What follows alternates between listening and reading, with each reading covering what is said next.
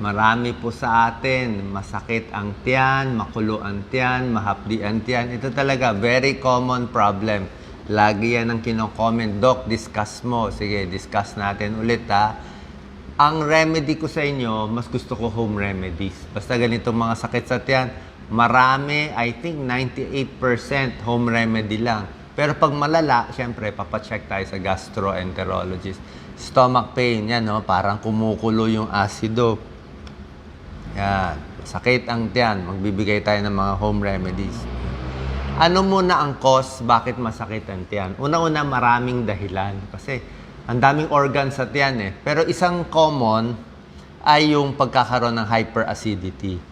Pag hyperacidity, sabihin maraming acid nilalabas yung tiyan, na-stress tayo, may meeting tayo. Nakita nyo, kung may ka-meeting kayo, masakit siya. Nalipasan kayo ng pagkain, di kayo kumakain, sumasakit ang tiyan, kumukulo, okay, may acid. Pag lumala yun, pwedeng magkaroon ng ulcer, sugat. Nagkakasugat, delikado po, pwede dumugo. Yan, no? Kasi parang nabutas yung tiyan mo dahil sa sariling asido, kasi hindi ka kumakain, na-stress ka, at yung iba, nabubutas pa yan, perforating. So, pwedeng hyperacidity, pwedeng ulcer, pwede ring GERD. Ang GERD naman, yung acid umaakyat. Yan ang problema ko, GERD. Umaakyat sa esophagus, hindi gano'n nagsasara itong sphincter na to. May pintuan dyan eh, hindi nagsasara. Ang problema naman sa GERD, pag humiga ka sa gabi, aakyat yung acid. Kaya yung kama ko, laging may taas, mga 20 degrees. Subukan nyo, taas ng 10-20 degrees. May tulong yan kung may GERD kayo, lalo na nagkakaedad. So, ito yung isang common problem na ituturo natin. Pero syempre, pag sakit sa tiyan, meron pang gallbladder stone, meron pa ibang mga sakit. Pero ito yung common eh. Makulo, masakit. So, heartburn mula dito, maasim. Isa maasim yan. Pag GERD, pagising mo, parang ngayon, ang pagising ko, medyo malapot. May malapot dito sa lalamunan. Minsan parang may konting amoy kasi yung acid, may amoy din yan eh. So, yun po. Tapos pag malala yung heartburn, minsan nasisira yung vocal cords, nawawala ng boses, namamao, so nasusuka, at bloating, nagbo-bloat, makabag, masakit ang tiyan. Kailan dadalhin sa doktor? Pag sobrang sakit ang tiyan, pag sumusuka, may dugo, pag dumumi ng maitim, pag ang dumi nyo parang dinuguan. Bakit parang dinuguan? Dugo po yun. Pag may weight loss, pag namamayat, namayat, tapos masakit ang tiyan, eh, syempre yung doktor mag-iisip, baka may bukol. Okay? So yan, bloating, sakit ang tiyan, nagbo-burp, heartburn, tapos pag kumain, nawawala.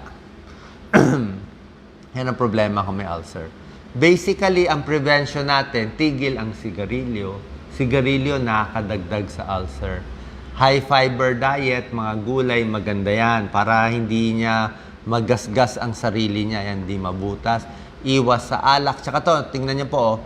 Iwas sa pain reliever. Yan, no? Pain reliever, mefenamic acid, ibuprofen, naproxen.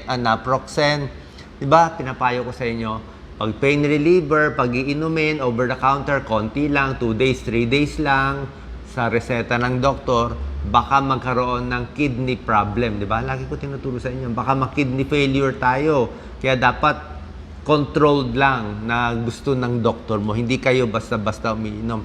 Bukod sa kidney problem, ang pain reliever pwede mag-cause ng butas, ulcer.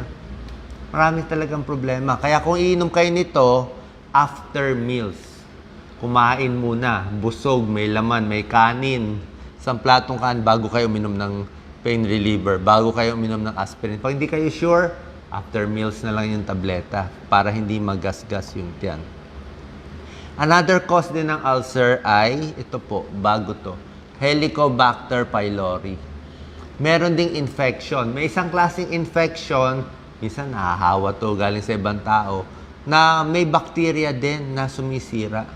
So pag nakita ng gastroenterologist, na duda niya may Helicobacter pylori ka na bacteria sa tiyan mo, bibigyan ka rin ng antibiotics. Minsan may tulong din to. So ito po, mga dahilan, pain relievers, nakakakos, kaya doktor. Alak, Okay? Family history, may lahi kayo ng may ulcer. Stress. Pag mas stress, mas marami iniisip, mas inu-ulcer. Diba? Alam nyo yan. So, paano babawasan yung sintomas? Bukod sa sinabi ko, tigil sigarilyo, pwede kumain ganito po. 5 times ang pagkain, pero pa konti-konti. 8 a.m., 10 a.m., 12, konti-konti yan po. Tsaka yung mga pagkain, papakita ko mga gulay lang, mga bread lang, ayan po. Tapos pagkakain, dapat nakaupo ng maayos. Huwag masikip yung pantalon. Huwag sobrang sikip. Pag sobrang sikip, lalo ka lang mag-a-acid, tataas yung pressure. No? Sit upright, yan. Huwag nakahiga. Pag kumain na, okay naman yan, no? Relax. Lakad-lakad muna para lumabas yung pagkain. Bago matulog sa gabi, pag kumain kayo sa gabi, at least 3 hours bago matutulog. Ito, pag 9 ka kumain, alas 12 ka matutulog. Ako, 6 ako kumakain, natutulog ako mga 9:30. Ako nga, kahit 3 hours, gusto ko mga 3.5 hours or 4 hours eh. Para siguradong hindi na aakyat yung kinain mo. Diba? Pero mas gusto ko pa rin nakataas yung ulo ko, kahit mga 20 degrees. Minsan nga, pag bagong kain, gusto ko mga 45 degrees eh. So, foods to avoid pag may ulcer tayo. Depende to sa tao. Ang payo nga ng mga gastroenterologist, as tolerated. Ano yung sabihin ng as tolerated? Yan ang payo ni Venancio Gloria sa akin. Sabihin, pag kaya ng tiyan mo kumain ng bakal, di mo kumain ka ng bakal, di ba? Matibay tiyan mo, kahit ano, pwede. Pero ang point is, kung ano yung kaya mo lang, pwede ka nga mag-diary, di ba? Basically, yung sobrang spicy, marami hindi kaya nito, sobrang alak, walang laman ng tiyan, hard drinks agad, ay mabubutas tiyan mo. Soft drinks, carbonated, minsan yung kape, o yung puro oily foods. Para sa akin, yung mga chips eh. Pag masakit ang tiyan ko, yung mga chips, taco, hindi gusto ng tiyan ko yung ganung mga... Ang gusto ng tiyan ko, yung mga nilagang sabaw na mainit, kaning puti lang, hindi nga sinangag. Yung mga plain lang. Plain, lugaw, kanin, sabaw lang, gulay. Yun ang gustong-gusto ng tiyan. Di ba? Hindi siya masakit sa tiyan. Relax na relax. Foods na good for ulcer, bad for stomach pain. Alam niyo na to, yung mga oily. Actually, gatas depende sa'yo eh. Ako may lactose intolerance ako eh. Pag may gatas, bawal ako eh. Lahat ng may gatas, nag-LBM ako. So, depende. May tao okay sa gatas, may tao hindi okay sa gatas. Depende sa'yo. So, ito, ang mga okay talaga, ito mga gulay. Broccoli, spinach, kangkong, yan, alokbati, avocado, honey. Di ba? Yung mga foods na maganda sa tiyan, na pamparelax. Yan. Soya, healthy fats, green tea. Tapos, maganda rin, medyo relax kayo. Ayun, no? Kumain ng pagkain easy sa stomach. Yung chamomile tea, favorite ko, pamparelax. Kung ano man yung herbal tea na meron kayo, makinig sa music. Ayun, no? Tapos, iwas like to pizza. Masarap ang pizza, kaya lang, favorite ko pizza. Oily lang, tsaka minsan mamantika. Yun ang problema natin. Pwedeng hot, medyo mainit at pamparelax. Para sa akin, ang pinaka-favorite home remedy ko, kung ulcer man siya, hyperacidity man siya, GERD man siya, stress ka man, ito talaga saging. Ang saging napakaganda, meron siyang leucocyanidin. Ang trabaho niya, tumatapal siya sa tiyan. Ayan o, yung saging na yan, kaya niya itapal tong butas na yan. May study may tulong siya sa aspirin-induced gastritis. Yung mga naka-aspirin, nagkokos ng gastritis, pag kumain ng saging, natatapalan. Hindi ko sinasabi, tigil nyo aspirin nyo. Kailangan nyo yung aspirin or clopidogrel para sa stroke, para sa heart attack. Tuloy nyo lang after meals sa payo ng doktor. Mas maingat lang tayo. Ang sabi ko lang yung mga pain relievers na hindi naman ganun kakailangan, baka makasira. So yun po, consult your doctor, pero ang mga saging, maganda po yan pantapal. Sa gabi, lagi ako may baong saging. Paggigising ako madaling araw, kalahating saging. Gusto ko yung medyo malambot. Kahit anong klase, latundan, lakatan, saba. So, kalahati nun, bukod sa saging, siya na ipantapal ko sa tiyan. Pag Pag nalipasan kayo ng pagkain, let's say lunchtime, di ba, busy pa kayo sa trabaho nyo, di ba, kaysa ma-ulcer ka, magsaging ka na. Ito may power. Bakit may power siya? Maganda kasi sa saging eh. Ano siya? Yung texture niya, nakakabusog. Kung uminom ka lang ng isang juice, baliwala, ma-ulcer ka pa rin. Bukod sa saging, sabayan mo ng maligamgam na tubig. Yan. Bakit napakahalaga ang tubig? Mga every 15 minutes sa mga bata, inom kayo ng tubig, maligamgam, mga 1/4 glass. Bakit? Mga may GERD. Ano? Mga may GERD, laway mo, malapot dito. So, pag uminom ka ng ganon, 1/4, mahuhugasan yung acid. Mahugasan din to. Napakaganda. Kakaisip ko ng GERD, nag-GERD tuloy ako. So, yan. So, ito po, napakaganda sa tiyan. Saging. Yan. Meron namang ibang masakit sa tiyan. Kala mo ulcer, iba pala. Baka PMS, premenstrual syndrome. Diba? Baka sa regla. Pero tiyan din masakit, makabag din. So, pwedeng hotbag. Ingat lang, hindi mapaso Ingat, hindi mapaso. Pag sa PMS, masakit ang puson, hotbag. Inom pa rin ng tubig. Pwede ang luya, pero ang luya huwag masyadong matapang sa labat. Konting-konti lang. Huwag matapang. Lemon water sa ulcer. Acidic kasi. Acidic ang citrus Lemon, kalamansi, suha, dalandan. Pero pag konting lemon lang, yung hindi talaga sobra tapang, konting kalamansi lang pwede. Ang bawal naman yung pure lemon, pure kalamansi, pure suka, tapos may ulcer ka. Hindi po pwede. Pero yung ganyan, yung mild lang, malabnaw lang. Ang habol mo yung fluid peppermint, chamomile, exercise para sa sakit sa tiyan.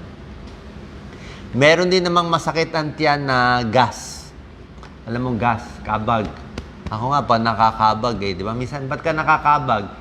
Nai-stress, kabag, ano pa, mga marites, nakakabag. Daldal ng daldal, di ba? Kakadaldal habang kumakain, di ba? Swallow ka ng air, nakakabag ka. Pero may chismis ka naman.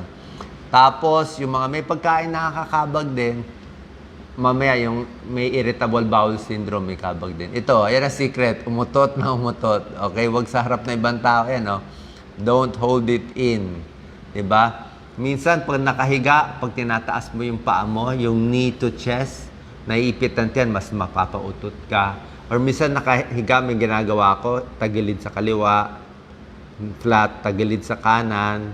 Iba-ibahin mo yung position, yung hangin mas gagalaw. Okay? Pwedeng dumumi. Pag nadudumi, mabawasan yung kabag.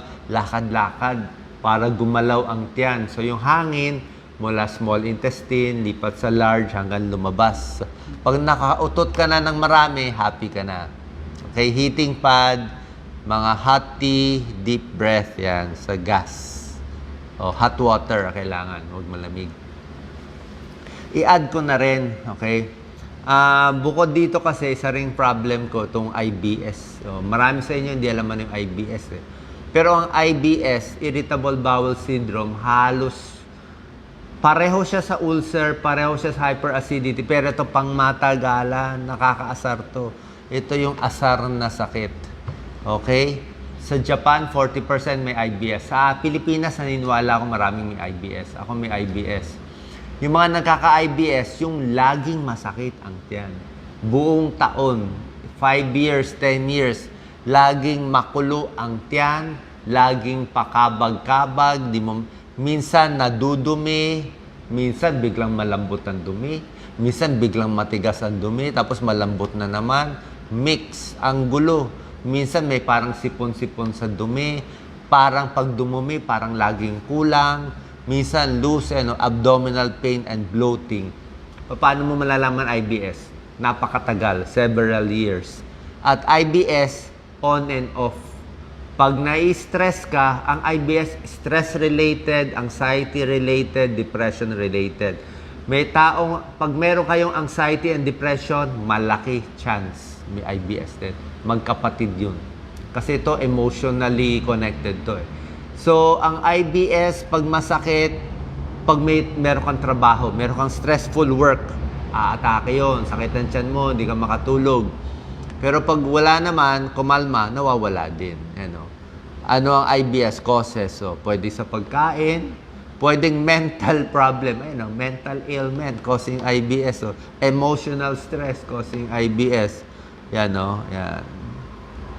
40% ng IBS, ayaw na ng gamot kasi pang matagalan several years, 5 years, 10 years, ako 20 years na ata ako may IBS. Kaya hindi pwede puro gamot. Okay na to yung mga saging, mga home remedy natin na tinuturo ko sa inyo. Hydration, yung mga relaxation, exercise, napakaganda, diet, tulog, stress, herbal remedies, relax. Huwag mo masyadong problemahin at isipin. Lalo mo iniisip, lalo siya umatake. Apply heat, sip.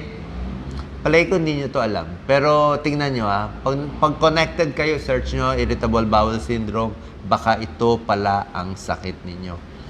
Last na lang, may shortcut ako sa irritable bowel syndrome based on experience. Pag ang dumi mo ay malambot, may pattern siyang malambot. Mix siya. Minsan malambot. Pag malambot na malambot, ang gagawin ko minsan, saging. More saging para mas mag-form konti. Pag ang dumi mo naman ay matigas, gagawin ko puro gulay. Patola, puro gulay. Talagang gulay. So, pag matigas, gulay ako ng gulay para lumambot siya.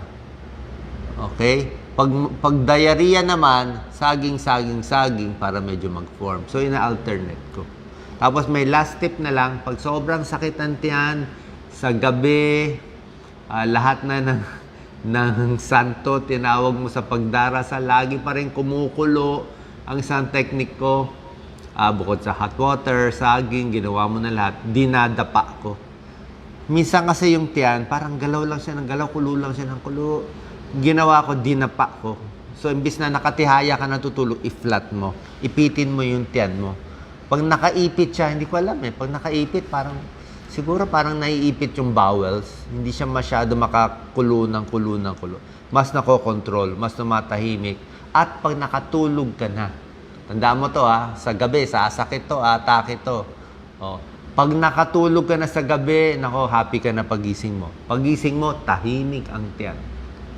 Nasa brain Less stress, bawas sa IBS. Pati mga ulcer, hyperacidity, GERD, by some factor, stress-related din. Okay? Sana po nakatulong tong tips ko. At syempre, kung malala yung sintomas, pwede mag-consult sa doctor. Pero for me, itong mga sakit na to, hindi naman to nakakamatay, hindi naman to cancer. Subukan nyo itong mga home remedies, baka gumaling na po kayo. God bless. Salamat po.